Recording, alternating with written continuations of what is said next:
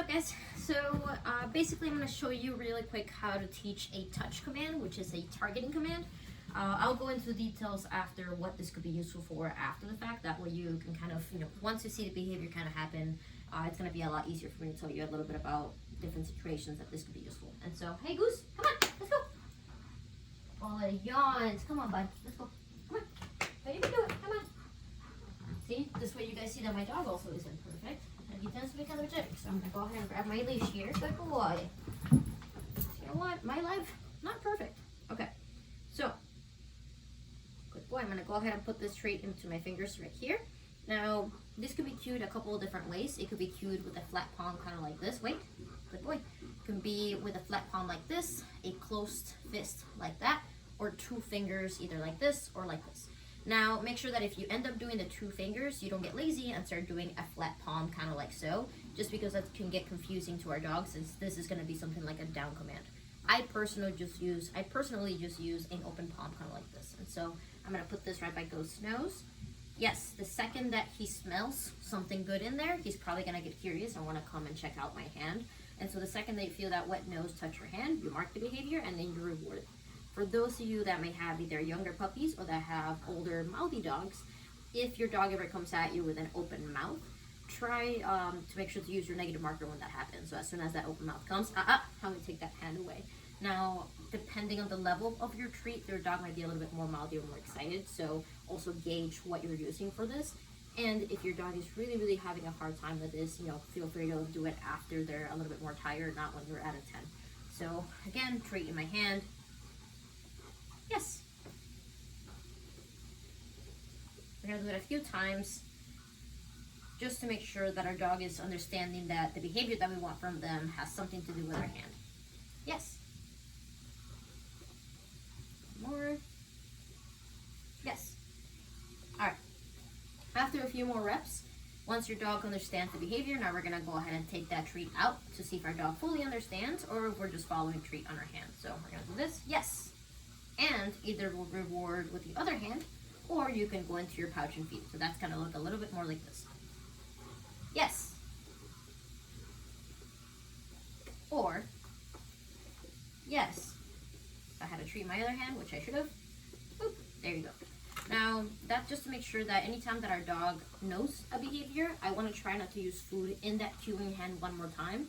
Otherwise, the habit becomes looking at the hand, and if there's no food in there, they might start sniffing your hand and be like, yeah, screw this, I don't want to do it. So once your dog fully understands the behavior, unless in your more distracting settings, try not to put treat always in that cueing hand.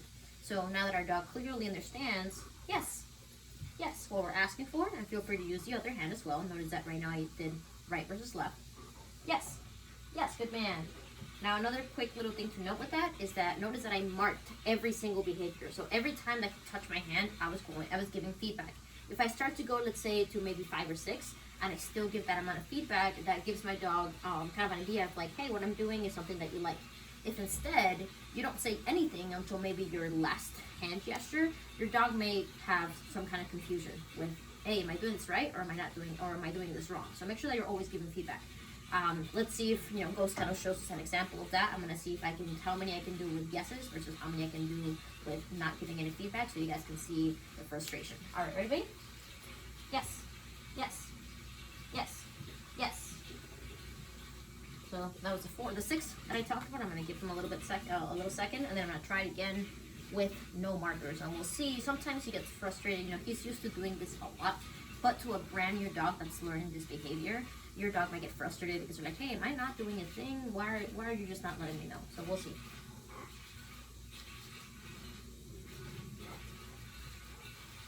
So I did 6 on the same side. Notice the first one I did markers, second one I did none. So basically with that, you notice the second time he started getting confused. He's like, am I not doing the thing? And so he started backing away from my hand. I didn't say something like, to tell him, hey, don't back away from my hand. He started completely losing interest. Now, he was almost going to woo there, which is fine.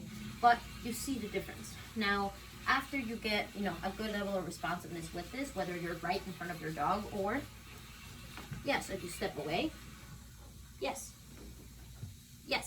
Now you can go ahead and name the behavior whatever you want. So I personally call it touch just because easy, it's the action, and why not? So now I'm gonna say my verbal at the same time that I'm giving my hand cue. Ready? Touch. Yes. Touch. Yes. Yes. One more. Touch. One more. Come on. So right there, I'm giving a negative marker. Lucy. Touch. Yes. Thank you.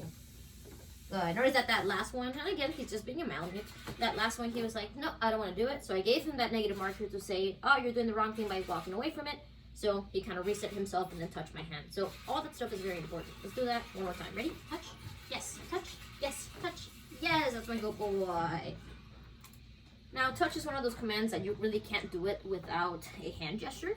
So, I mean, unless you were transferring this to something else. But if you're just doing it with focus on you, you basically need to use both the hand cue and the verb for this. Now, what can this be useful for? Think about what Ghost is doing when I'm asking him to touch. So let's say if I was all the way over here, and I say, hey, Ghost, touch. Yes, good boy. Now I get different responses in classes for this, but usually either A, my dog is coming to me, or B, my dog is now looking at my hand, right? And so this is why it's a target command and a focus command, because now we're asking our dog to focus around us. Now, you can also use it for redirection, where, you know, if your dog is starting to get distracted by something in their environment, in a walk or anywhere else, you can say, hey, touch, pay attention back to me. But remember that anytime that you're using behaviors like this, you can't just use them whenever you need the behavior to happen. You need to make sure that you're practicing touch in fun, random, rewarding environments, so that in environments where your dog thinks that it pays more to not pay attention to you, it's a little bit more, you have a better rate of responsiveness when you're practicing this in higher arousal settings. Go see, touch. Yes. Touch. Yes, good man. Now later on, you can definitely change this onto, like I said, other things, and that's another fun way to kind of turn a simple command into more complicated ones. So there you go, guys. A very simple behavior that you can teach in less than probably 5 minutes to your dog that can also be very useful. So happy training.